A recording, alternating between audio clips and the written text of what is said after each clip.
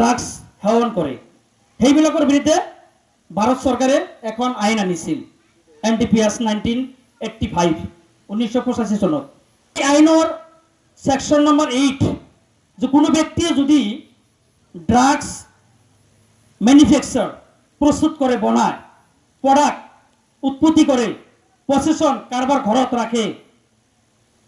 transport কোনো যদি হয়তো বেয়া ব্যাপার করে বা যোগাযোগ করে বা লৈ আহে বা সেৱন কৰে এজন ব্যক্তিক পানিশমেন্ট দিয়া হয় এটো আইন যেটো আইন উল্লংঘন কৰিছে আর্টিকেল নম্বৰ 8 এটো কোৱা হৈছে আকৌ কোৱা হৈছে এনেকুৱা কাৰ্যকলাপত যদি কোনো ব্যক্তি জড়িত হয় তেন্তে